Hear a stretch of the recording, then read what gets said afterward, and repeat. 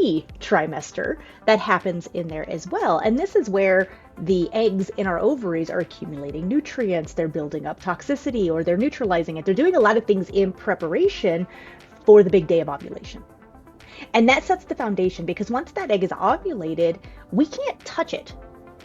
Today on Her Daily Rhythm, we're speaking about pregnancy from a perspective that we rarely often speak about. For women, pregnancy isn't about that 9 glowing months. It can be a time of exhaustion, nausea, blood sugar swings, nutrient depletion, and a lot of unanswered questions leading to anxiety. So what happens when we approach pregnancy through the lens of functional medicine and integrative care? My guest today is Sarah Thompson, and she is a certified functional medicine practitioner, a licensed acupuncturist, a doula whose work sits at the intersection of nutrition, functional medicine, and integrative maternity care. Sarah began her career where she worked alongside Western physicians. She saw firsthand how powerful the collaboration can be improving patient outcomes, but she also recognized that many women moving through pregnancy and postpartum were missing deeper nutritional and functional support. She opened her private practice in 2012 with a passion for educating and empowering women to thrive throughout their childbearing years. She is also the author of Functional Maternity, using functional medicine and nutrition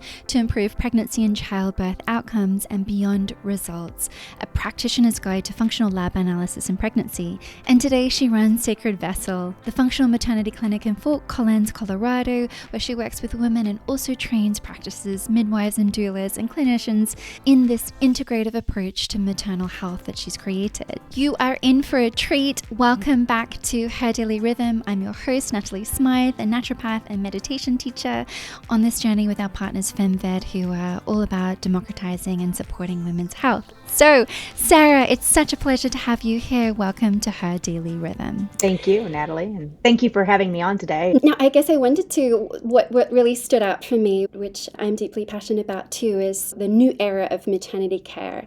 And with that, it sounds like you've been on quite a journey, I would say. So was there an experience that made you realize that there was a conventional maternity care had a real gap in it? Unlike a lot of people who have like that big, I guess I kind of have an aha moment, but it wasn't like as big of an aha moment. It was more of a slow burn in a way. When I got pregnant with my first child, that is when I was introduced to the world of maternity care.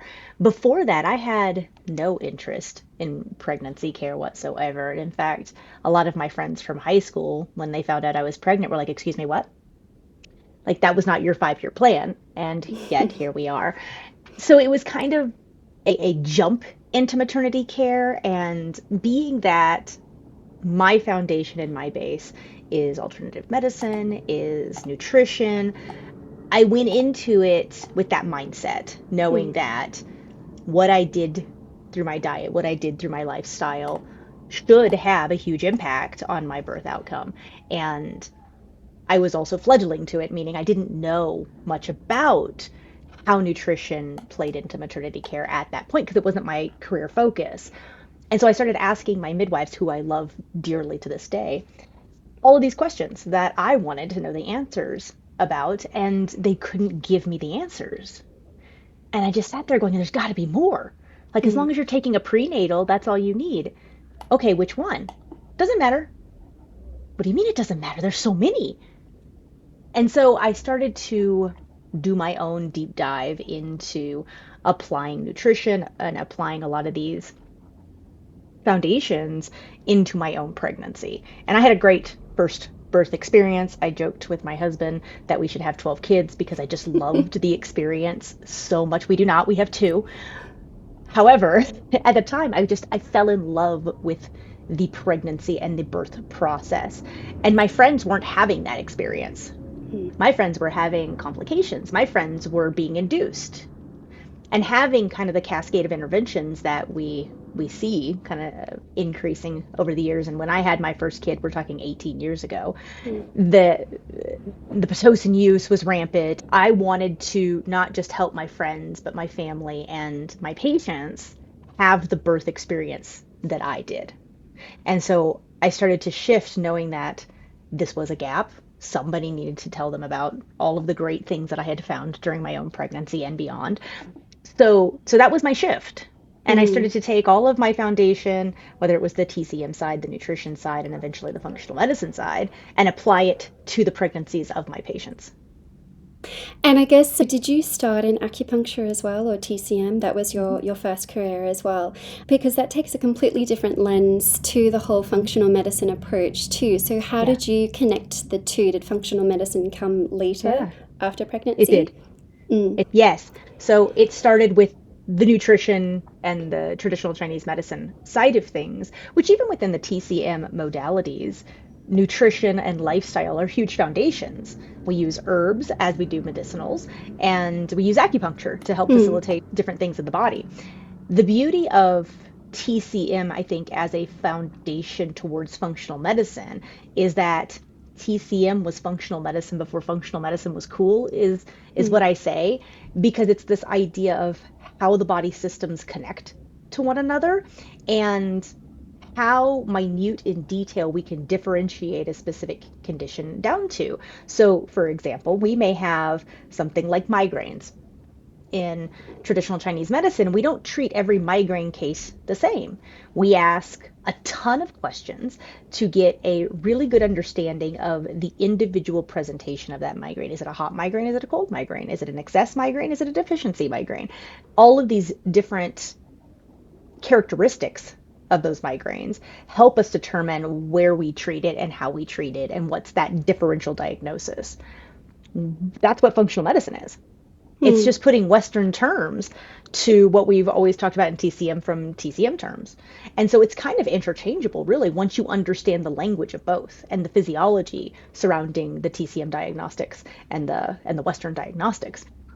And the treatments become very similar. Okay, we have to change your diet. We have to change your lifestyle habits that got you here. And we obviously need to change the nutrition side of things. Supplements, obviously, herbs, those things do play into this, but it's not our primary focus. Our primary focus becomes changing what got you there. And so the difference between your pregnancy and your friends, for example, at that time, or what we see now, how important is that preconception window? Because I know certainly in TCM it's years, but what can people No, you're start fine. doing now? Yeah. So the preconception phase is probably, yes, it is the most important phase in preparation for for pregnancy. I always look at pregnancy as we do trimesters, right? First trimester, second trimester, third trimester, and like we always talk about now, fourth trimester, which is the postpartum phase. But I think there's a pre-trimester that happens in there as well. And this is where the eggs in our ovaries are accumulating nutrients, they're building up toxicity, or they're neutralizing it. They're doing a lot of things in preparation for the big day of ovulation. And that sets the foundation because once that egg is ovulated, we can't touch it. We're not going Mm. to be able to give it anything, especially the embryo, until we're like 12 weeks pregnant. And so that sets the foundation for that first trimester. And then the first trimester then sets the foundation for the second trimester and second trimester for third trimester and so on and so forth. So when we're looking at preparing for pregnancy, it is a minimum of focusing on those 3 months prior to conception. However, we do find that it may sometimes take a year to get our body where it needs to be before we get to conception. And so it's considered, in my opinion, the most important phase of preparation or of health in that journey towards conception. And it plays the biggest impact on how our pregnancies are going to unfold, more so than even what we do in pregnancy sometimes. And can that prevent things like gestational diabetes and preeclampsia and so forth? Absolutely. A lot of those conditions rear their ugly head in the first trimester. Before somebody sometimes even knows they're pregnant, we're setting the foundation for those pregnancy complications. And it's driven by how does the placenta develop in those early weeks of pregnancy? How do the spiral arteries develop? We can't change structure. So during that first developmental phase, we're developing the initial structure of that placenta. And any dysfunction within that placental development then cascades later in pregnancy into a placental dysfunction, which is the driver of most of our pregnancy complications. Mm. And so, what are those foundational things that you're walking women through? So, lifestyle, mindset, nutrients, what are those foundational rigor? Yes, so those are all the things we're looking at. It becomes, I think, our primary foundation becomes nutrition, food, diet, all of those sorts of things, making sure that we're getting a good balanced diet. We're not doing extremes. All Mm-hmm. of our nutrients have a place in the diet. And I know that within modern nutrition, there's a lot of push and pull between kind of some extreme ideologies around diet. And sometimes that's not the best for pregnancy. Sometimes that's not the best for fertility. And setting that foundation early helps somebody as they're rolling through pregnancy when the body intuitively changes cravings and desires for certain foods based off of the needs of the body at that time. And I think it's just the most beautiful part of pregnancy. So that's something we think about. We think about the lifestyle components. How is somebody's sleep patterns? Mm-hmm. Sleep patterns are extremely important for fertility and pregnancy. And we have several studies that link inadequate sleep patterns with pregnancy complications and with fertility. Melatonin is such a huge hormone in our body that just doesn't get the respect or the recognition when Mm. it comes to pregnancy. We look at exercise. I like to say exercise needs to be Goldilocks, not too hot, not too cold, just right. Mm. We need to make sure we're getting some activity and some exercise. We also don't want to be going to the extreme. Being pregnant in and of itself is like running a marathon every single day physiologically. Mm. Mm. Mm. And that takes a lot of energy, a lot of work, and it produces a lot of toxicity that has Mm. to be neutralized. So the exercise portion of those lifestyle habits is important for the balance because we don't want to add more physical stress to the body. If the body is already feeling pretty physically stressed, we still want movement. Mm, mm, mm. I want to go back to that piece that you mentioned about your intuitive needs because I think there's Yes. so many do's and don'ts in pregnancy that create so much anxiety and there's these Hmm. intense guidelines. So the whole purpose I think about pregnancy is this most beautiful intuitive, experience. A lot of women have this distrust within their bodies. So what would you say to them about really building trust within their bodies and understanding Yeah. those tastes, probably from a TCM perspective as well? Hmm. I think that it is very difficult for women to feel their bodies in pregnancy. We've spent so much of our lives ignoring our innate signals, starting Hmm. in childhood and starting specifically around diet. Mm, mm, mm. How many children will tell you when they're, toddlers, I want this food. And we're like, no, no, you have to have a balanced here. You have to have your proteins. You gotta do this. And they're like, I don't want that. I want the blueberries and I want Hmm. 6 pints of blueberries. I joke that in pregnancy that women start to eat like toddlers.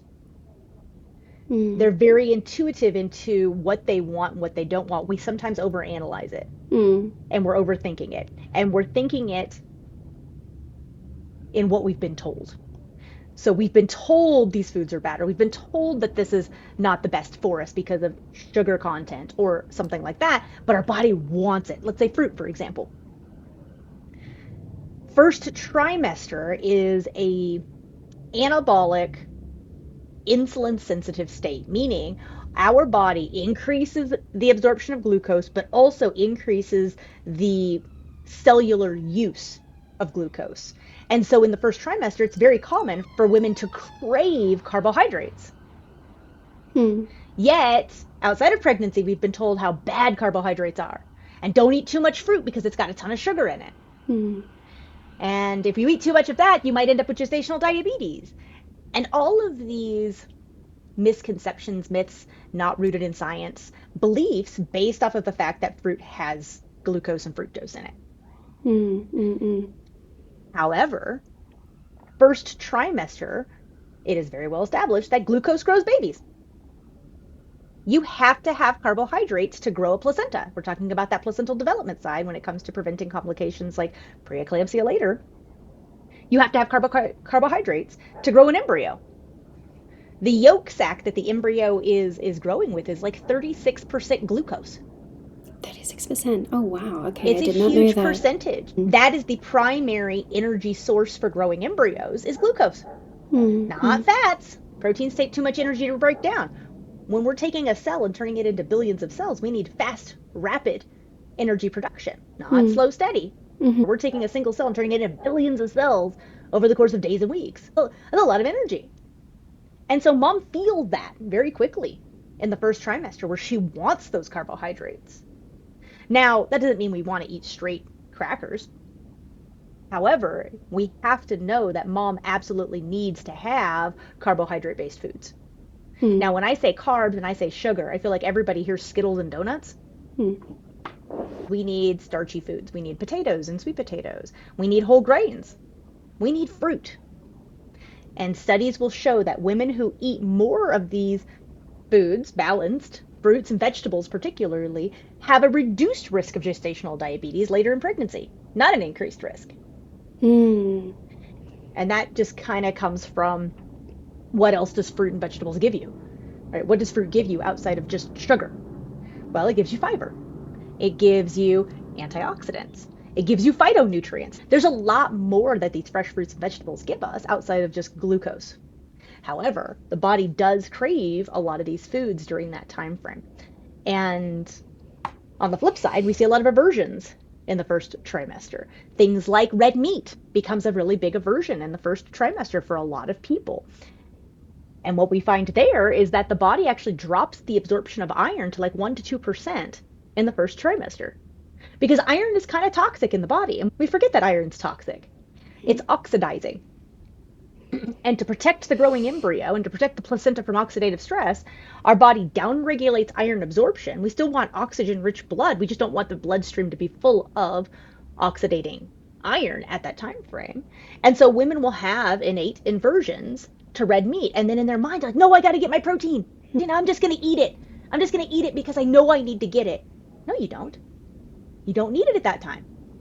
And so it's that innate belief in our cravings that I think we overthink and we overanalyze and we judge ourselves pretty harshly versus accepting that this is what the body wants at this time. It's that real acceptance and trust in yourself. And, and it's also energetically, you are going from maiden to mother, right? And that's a whole responsibility and that's a whole shift and change that takes place. But I think if we just go back to eating seasonally, going with nature, eating our phytonutrients, so I guess for a woman that is already pregnant and thinks that, oh my goodness, it's too late now, what have I done, who might be listening to this, what are some adjustments maybe she could make who is going into that second trimester phase? Yeah, so coming into the second trimester, I always say it's not too late. Okay, especially if we are looking at just overall, how do I make myself as healthy as I can in this pregnancy? First trimester, I joke, is kind of a wash anyways because of things like nausea and because of all these shifts that we're like, it's okay, let it go. Then we regroup and we say, okay, you're starting to feel better. We can start to add more foods in. Let's focus on nutrient density. And nutrient density is just, I feel like, a fancy way of saying eat whole foods. Eat foods in their natural form. This is how you're going to get all those phytonutrients and antioxidants and these things outside of just straight vitamins and minerals, which means eating a lot of fruits and vegetables, legumes, whole grains, and of course our proteins such as meats and dairies and eggs and those sorts of things. Eggs are a very easy to incorporate for most women protein source that has almost everything you need to grow babies. It's got everything you need in that cute little yolk sac plus the proteins on the outside and the whites. I'm a big fan of eggs in pregnancy. Obviously, some people can't have them due to allergies or what have you. But for the general population, I'm not anti-eggs. I'm not anti-beans. I'm not anti-grains. I think we need all of these foods in the diet. So it becomes how many colors can you get on your plate? What's the variety of foods that you can fit into the day versus creating routine? I think that routine piece is really big. And what about women that are, they don't have their appetite or they're still actually working so hard, right? All of the demands and stress. I think stress is that really big piece, and particularly your B vitamins and those eggs will really help with that, and the brain fog, etc. But how can pregnant women deal with the stresses of family and work? Okay. Ooh, that's a tough one. Sometimes that becomes being realistic with our expectations of ourselves too. And letting go. I have a saying too, control what you can, let go of what you can't control. So See what it is that you can control in your everyday life that in regards to your health. Is it your sleep patterns? Maybe you can go to bed earlier. If you have kids, instead of staying up until midnight after the kids go to bed when your kids go to bed. It comes back to that self-care, doesn't it really? Back to self-care. And if we're starting to feel overwhelmed, I mean, that becomes an element of psychology where we sit there and we go, okay, let's break this down. Let's write a journal of all of your triggers. Okay, look at your list of triggers. Which ones can you make changes? Which ones can you not? Great. If it's an uncontrollable, cross it off your list. Let's look at what you can control. Let's create action plans. Right? Action is the quickest way to curb any sort of anxiety and overwhelmness. Whether it's, I mean, I know that from my house. If my house is a mess, I'll sit there and procrastinate cleaning it all day long, but it gives me anxiety. Versus if I just made the action and went and did one little chore that took me 2 minutes, I automatically feel better. So it's the action plan sometimes that helps with the relief of some of that overwhelmingness. Maybe when it comes to the diet, it's creating, maybe this is where that routine actually does come in handy, where you have a simple snack that you know is nutrient dense, that you can pull out of the freezer or pull out of the fridge or pull out of the pantry, that is always there, always readily available, that you can make in bulk. One of my favorite recipes is this coconutty granola that you use coconut oil and cinnamon and honey and all of these things, and you mix up your own version of nuts and seeds that you want. You put some coconut flakes in there, you toast it in the oven with some cinnamon and some different flavors to it, and then we stick it in the freezer at our house, and my kids will go and just grab a handful out from time to time and just eat it. And it's an easy thing to do. It's very low prep, and it lasts in the freezer for weeks to maybe even months, but I'm sure it could. And that's something easy that somebody could have that maybe curbs some of their sweetness cravings if they're having some of that, but with the proteins and the fats to help neutralize it and balance it. That's a handful of stuff that they can grab anytime they're thinking, oh my gosh, I'm hungry, but I'm running out the door. I'll just grab a handful of this and throw it in a bag or eat it real fast before I run out the door. So there's things that they can do. Sometimes it's just the guidance and knowing what that is. Overwhelm and anxiety is only caused by that non-preparation or leaving things off until the next day. And so you speak a lot about inflammatory markers and hormonal balance and things like that. How does low-grade inflammation show up in pregnancy? So pregnancy in and of itself is a state of low-grade inflammation. So our bodies, when we become pregnant, we talked about the fuel thing. Glucose grows babies. We are taking these carbohydrates and these calories and we're turning it into energy. Every one of our cells is a little engine that could. Taking the calories, making the heat, making the energy, and then boop, pushing out a little bit of pollution in the end. That pollution that we produce every single day just by having this conversation or me walking up the stairs to get to the office. Every time we do any of those actions, we create this pollution, and this pollution has to be neutralized by antioxidants in our body that kind of bind to it and neutralize it. Some of these antioxidants are made innately in our body, and a lot of these antioxidants are derived from our diets themselves. And so we have to balance this act. Now, with pregnancy, we see in the studies is we have this element of just a small increase throughout the course of pregnancy of these inflammatory compounds in our body, where the antioxidant level just can't quite keep up with the production. And eventually that toxicity builds and builds and builds and builds. And one of the things that actually drives an element of labor and delivery is this idea that our body starts to get a little too toxic, and then baby's lungs are fully developed, and those lungs produce specific inflammatory compounds that then trigger the brain to eject the baby because now the baby is becoming toxic. So there's this element of, yes, there is a low-grade inflammation that happens throughout pregnancy leading all the way up to term. And we see it peaking right before term. We also see this represented with things like our cortisol levels. There is a 500% increase in cortisol levels throughout the course of pregnancy and childbirth. 500%, right. It's interesting because it goes onto like that notion that cortisol is the villain, right? There's all been this media about the villain of cortisol, and it's not entirely true. Not entirely true. Cortisol is life. I would say from a TCM perspective, I've always kind of thought this, but I think cortisol is chi. to some degree. I mean, there's a lot of aspects that I think that fall into that category. But what wakes you up first thing in the morning? Ooh, cortisol, right? Cortisol gives us that breath of life first thing in the morning, that energy to kind of move forward. It helps produce things like norepinephrine to get our heart rate going a little faster. If we go too far on our cortisol, it goes the other way though. We have too much, it's excess. We're going into fight or flight. If we don't have enough cortisol, oh God, we're weak, we're lethargic, we're tired. We don't have the oomph to even do life. Cortisol is a topic in and of itself. And I think that, like we do in modern society, is we tend to see an element of something and then we label it cortisol bad. Cortisol makes us feel bad. But without cortisol, we do not have life. And in pregnancy, cortisol is a very important driver of things like our baby's lung development. This is why if somebody is going into labor preterm, what do? They get steroid injections.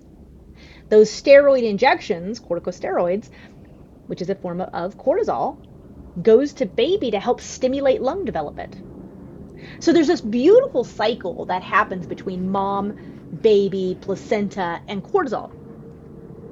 Fetal adrenal glands are huge. Fetal adrenal glands are 90% bigger in utero than they are after delivery. And these adrenal glands are producing, well, wouldn't you know it, cortisol. And then that cortisol goes to the placenta, and the placenta triggers things like corticotropic releasing hormone. It produces some of the progesterone this way, and then it triggers mom's adrenal glands to produce more cortisol. And then mom's cortisol goes back through the placenta to baby to help stimulate lung development, organ development, all of those sorts of things. Cortisol also goes down, and I always joke, tickles the cervix. Cortisol is a big part of labor and delivery. So when we become pregnant, the fibers of our cervix, which are just big collagen fibers, wind themselves up to create like a bird's nest. We don't want that cervix opening up. As cortisol levels rise, it changes the type of progesterone receptor that is on these fibers, which progesterone is what's kind of winding these guys together. And then we start to see them unwinding. Slowly but surely over the third trimester. So that by the time we get to term, all of these fibers are parallel so that estrogen, prostaglandins, all of these things can come in, give them some flexibility, and then open them up. But you can't open them if they're tied together. And that's the job of cortisol. Cortisol unwinds these fibers so that we can go into labor later.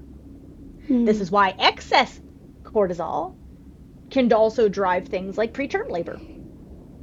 What is the biggest driver of preterm labor? Because this seems to be something happening a lot more common than I've noticed. Yeah, lots of things can go into preterm labor. It's the balancing act. So anytime we are looking at diagnostics from a functional medicine perspective, kind of like the migraine analogy, we have lots of potentials. And as providers, it is our job to differentiate what we're seeing in a patient until we can't anymore.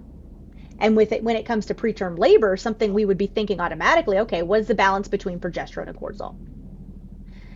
Maybe we measure progesterone. And we say, look, that progesterone's a little low, let's give you some extra progesterone and we'll tighten those fibers back up.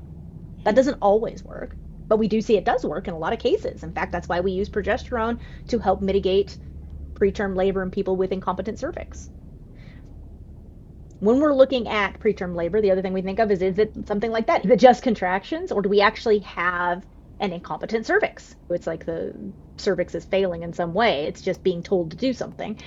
Do we have a cervix that's being told we need to open up sooner than we were supposed to? Okay, why? Why is that happening? Okay, what's going on with cortisol? Is there something that's happening that's changing our cortisol levels? Okay, what's the person's stress levels like? How's their sleep? Do we have emotional stress? Do we have physical stress? Do we have sleep issues? We know that people who are night owls, people who don't go to bed early enough, this is why I brought that up earlier, tend to have higher cortisol levels during the day, or lower cortisol levels if it's been long term. It becomes which one comes first, the chicken or the egg? Are they causing these issues by disrupting their sleep patterns, or is the cortisol causing disruptive sleep patterns? So there's your next differential. if you're going down the sleep pattern. So there's a lot of things that you're kind of piecing together on this journey to figure out, okay, what's the cause? Do we have things like bacterial infections? Could there be something like that going on? GBS, Candida, Gardnerella. There's a lot of these bacteria and funguses known to cause the cervix to remodel sooner, or even just cause contractions because they create little inflammatory cytokines that trigger a lot of the same processes. Oh, wow. So there are, again, several factors that can play into labor and delivery. If we think that there is an element of physical stress at play, then we start thinking, okay, what about antioxidants? Can we do something from dietary antioxidants? Can we do something from our innate antioxidants to help stabilize the inflammation that we're seeing in that cervix or in the uterus itself where we're starting to get actual contractions? And are you noticing kind of a root cause pattern in women generally these days, whether it be an imbalance in the vaginal microbiome or the inflammatory markers are higher, or also stress too, and not having such a harmonious pregnancy or having complications a little bit later? And then also C-sections, I'm just noticing that there's these emergency C-sections that are more common as well. And I wonder if they're maybe all Yeah. related. It's possible. There's always that possibility. And I think that each individual case is an individual case. And I don't do protocols like in our clinic. We don't do protocols. Yeah. I don't do generalizations. However, you do start to see similar patterns over and over and over again. And I think that one of the biggest contributing patterns that we don't talk about is the microbiome. So we're seeing that more and more being a disruptive factor for whether it's preeclampsia based issues, preterm labor issues, miscarriage issues. The microbiome becomes a very important piece to that puzzle. Certain bacteria, now the uterus itself has its own microbiome, and then we have the vaginal cavity that has its own microbiome, and then we have the stools, the bowels, that have its own microbiome. And yes, there's a little bit of overlap between all of those. However, it's not 100%. So you may have bacteria in one but not in the other. And certain bacteria and funguses are associated with more of an immune system activation. And what that means is your white blood cells, your immune system, fights these guys. As they're supposed to, that's their job. Their job is to fight any sort of pathogen that comes into the body. Now, if we have an embryo coming in, well, that embryo is going to, at implantation, dig into that endometrial lining and cause a lot of inflammation. And if the immune system is living here already, and we have a little embryo that's saying, I'm going to dig and I'm going to create tissue damage and I'm going to remodel your uterus. And the immune system's like, whoa, whoa, whoa, whoa, we got enough inflammation going on over here. The last thing we need is you. Then we see an increased risk of miscarriage. It could also mean that we see the immune system attacking the developing placenta, because that placenta cell group is creating damage to the endometrial lining, and it's our body's way of protecting itself from inflammation because we've already been fighting something down there for so long. And then that just cascades into later where we have a dysfunctional placenta because the immune system was just doing its job and trying to attack these specific bacteria that were in the uterus, and there was collateral damage, and the collateral damage was the placenta. And so I guess, well, there's a lot we can do there, right? So we can go to the root cause and through testing. So what type of testing do you do in your clinic? I can imagine quite a few labs. Yeah, so when we're looking at microbiome specifically, we're doing actual microbiome testing. There is a great company out of Greece called Fertility, and they are one of the only companies that will test the endometrial lining via menstrual blood. And they test for bacteria, they test for immune system factors such as natural killer cells, and some of these inflammatory markers of the uterus itself. And that's a pretty cool test. There's other tests that you can do. You can do stool tests. You could look at the gut microbiome and see what's going on there. You could do just a vaginal microbiome test. There's a couple different ones like Evi, Junobio, that you can just do a swab, a vaginal swab, and see what's there. Now, when it becomes vaginal versus uterus, yes, there is some overlap. If you were to have, ureaplasma or something like that vaginally, there's a good chance you probably have it up in the uterus as well. Same thing with GBS. So it can help. And yes, if you had a history of a lot of these complications and we were thinking maybe it's a microbiome component, that would be a place to start. There's not a lot of good blood work to look at outside of maybe like a white blood cell differential to see how's your white blood cell count looking. Does it look like you're fighting an epic battle all the time from a blood work perspective? That you can do things like you can look at T cell, B cell, natural killer cells. So there are some immune system markers you can look at too. But either way, you would want to figure out what that microbiome looks like on paper. Mm-hmm. That way you know how to treat it.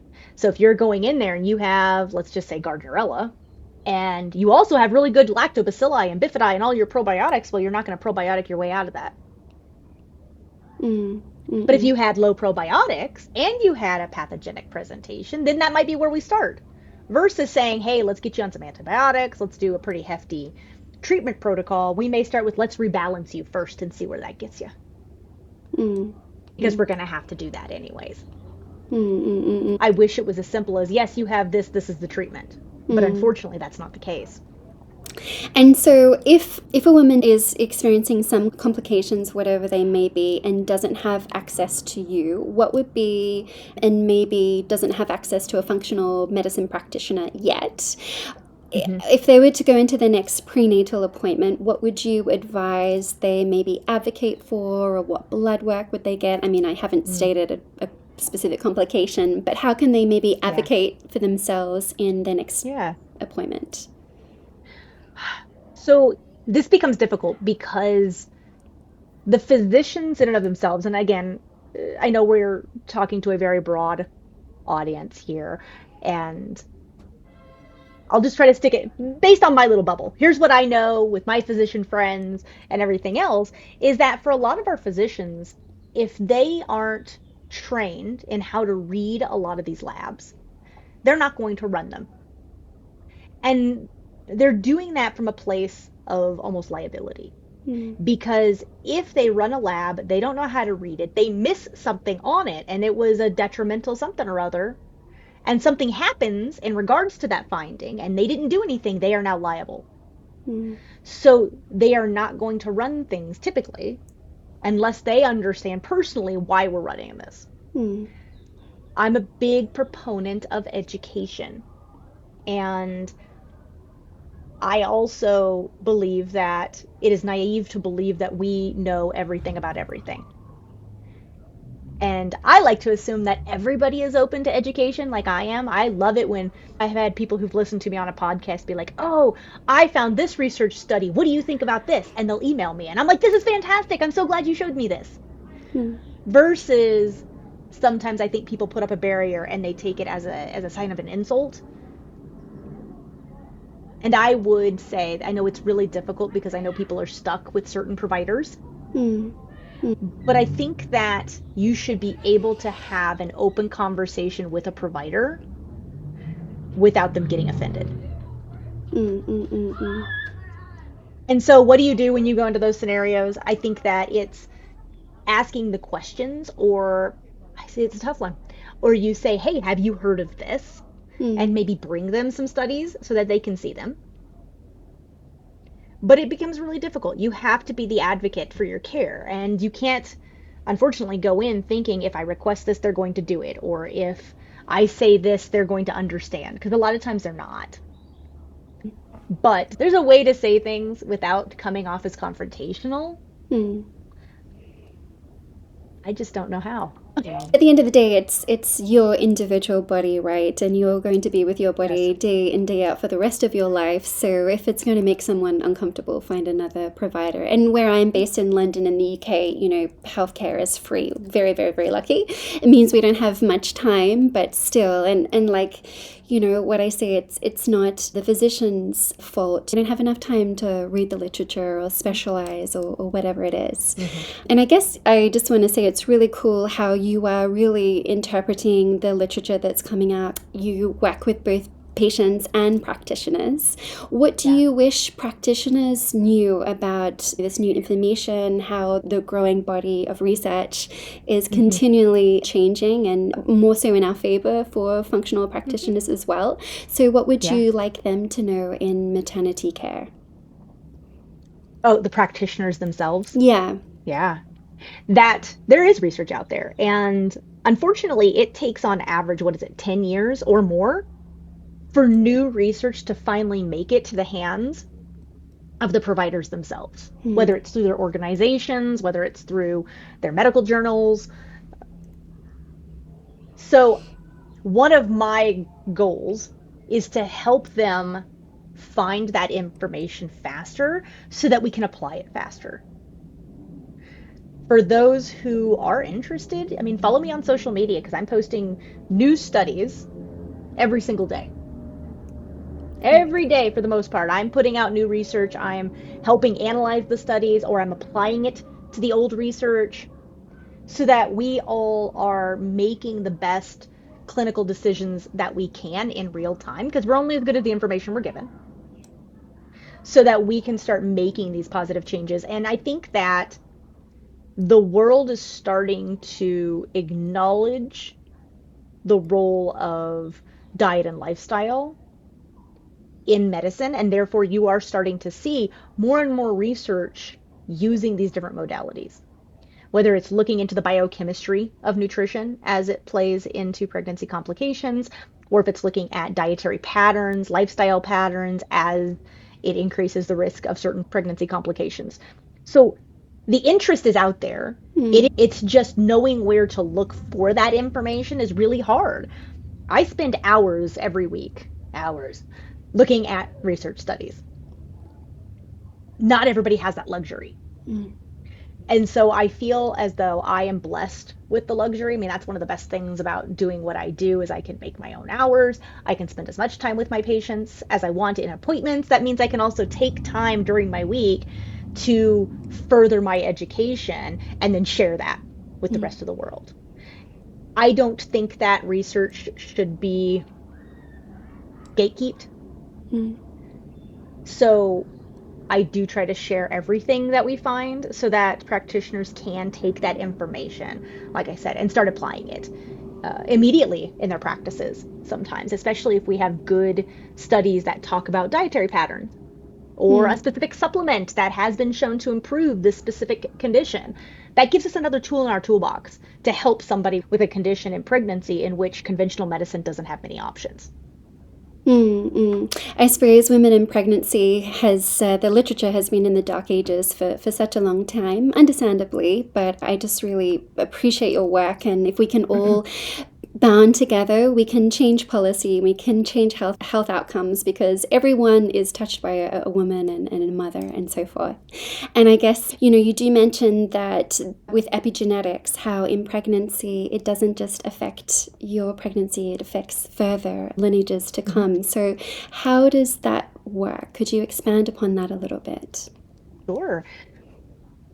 As the baby is developing, its genes are being transcribed based off of the signals from mom, whether it's a dietary signal, whether it is a hormonal signal, and it has a good place in biology or in evolution. It's designed to help the child survive once they enter the world. And if that child is coming into a world in which mom feels stressed all the time, that baby's got to be prepared to be stressed.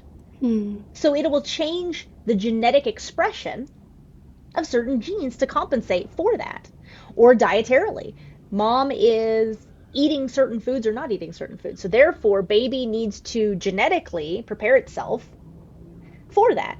Sometimes mom's dietary patterns cause the genetic shift in different ways, such as like, we see diabetes based, women with diabetes and blood sugar dysregulations in babies later, and that's just because baby was getting bombarded with sugar.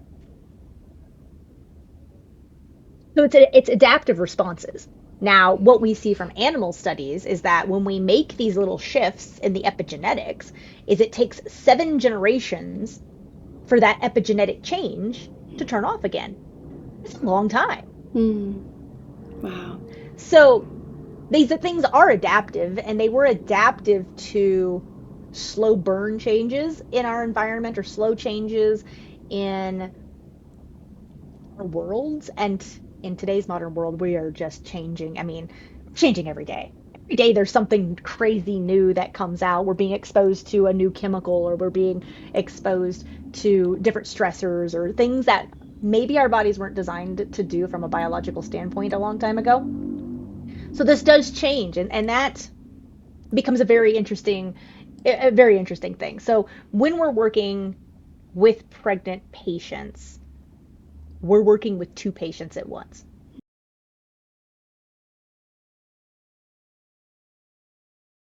And I'm a firm believer that if mom is healthy, baby's going to be healthy. And that if mom is unhealthy, baby may be fine. Absolutely. But we're going to sacrifice mom for baby here. And we don't know what the we just don't know enough about it. Does that make sense? Mm. There's a lot of ifs and there's a lot of unknowns when we're looking at epigenetics, when we're looking at if mom's unhealthy, well, we had a healthy baby. Okay, well, what constitutes a healthy baby? The baby was born, the baby had good APGAR scores. Mm. Like, what about the rest of life? We got more to do here. So I focus on maternity care, hence the name functional maternity. My job is to make moms healthy, Mm. because if mom is healthy, baby is healthy. My focus is them. Because again, if they're healthy, our babies are going to be just fine. They're designed to be just fine. So, what is your wish over maybe the next 5 years? I know it's a big question that you see in the Yeah. work that you're doing and the research and everything like that. Oh man. I would love to see more individualized care in maternity care. Hmm. And I know that's a big wish because it makes it very difficult for the healthcare system to do that. Especially when you have, places like where you are. Yeah, you have free healthcare. But with that comes limited time. With that comes limited care too. Hmm. It's not perfect. And unfortunately, to be able to give the amount of care that you need for individualized care, you can't have the constraints. You have to be able to bounce around and make changes that are not protocoled. Hmm. And so to change maternity care, we have to almost change the maternity care system. And I would love to see that. However, I think that becomes a little bit of a pipe dream. Because we know the societal outcomes that happen when women are cared for in the right way, how that changes economies, communities, and the whole structure Yeah, at large. the whole But structure. what do you wish women would know before they conceive? What's one thing that they can do to change the trajectory of their Mhm. pregnancy? I think that one of the misconceptions and what a lot of women have been told is that there's nothing they can do. Hmm. And sometimes I think that's like the worst thing you can say to somebody. I think that providers feel it's reassuring because it's like you did, there's nothing you can do. It's okay. It happens. But that's not what somebody wants to see or hear. They want to hear controllables. What can I control? Yes, there's going to be things I can't control, but what can I control? I need to have some ownership here. Hmm. And so there are things that people can do to help mitigate their risk factors, whether that is dietary changes, whether that's exercise, and whether that is something like sleep patterns. These are all controllables. These are the things that we have decisions on every single day. From the time we get up to the time we go to bed, we have decisions that we make. Hmm. We have control with those decisions. So it becomes, again, that game. What can you control? What action plans can you come up with? And it's not going to be perfect. Absolutely not. I have patients, like I said, all over the world, and for some of them, they can't make some of these, say, dietary changes, or, they work night shifts. Mm. They can't change their work schedule. So, how do we control what we can and let go of what we can't control? It's a big piece, isn't it? It's that It's a non-judgment. Yeah. Thank you so much, Sarah. Your mission, your passion, and all of the work that you're doing, particularly changing maternal care, is really absolutely revolutionary, and the time is now. So, where can people find you? I know you have your book, you're on social Mhm. media, so we can find all of your Yep. studies and things like that. Are you open Yeah. to seeing patients as well? Mhm. Are you open for telecalls, or is it just in person practice? Nope. So, our whole practice is 100% telemed. Oh, amazing. Okay. Yeah. So, we can see patients from all over, which is great, via telemedicine. And if people are interested in learning more about the clinic is Sacred Vessel. It's a functional maternity clinic. And if people are looking for us on social media, I have two different social media pages. We have functional.maternity, which is where we post a lot of our updated research. It's where we talk about deep physiology. It's geared a lot towards the providers themselves. So we do go into some pretty deep topics. Then I have Sacred Vessel Maternity, which is the clinic page where we Hmm. dive into more of the useful things that women might find more use with. Like, okay, here's what we talked about on functional maternity today. Let's just say diabetes because that's what my current series is about. Here's how mom can use that information herself. Hmm. So we have the two different pages there. And then for books, we have the functional maternity book, which was my original book, Beyond Results, which goes into lab analysis. Wow. Okay. Really valuable, incredible source of knowledge. Thank you so much. Thank you so Yeah, much for your time, Sarah. of course. Thank you for having me.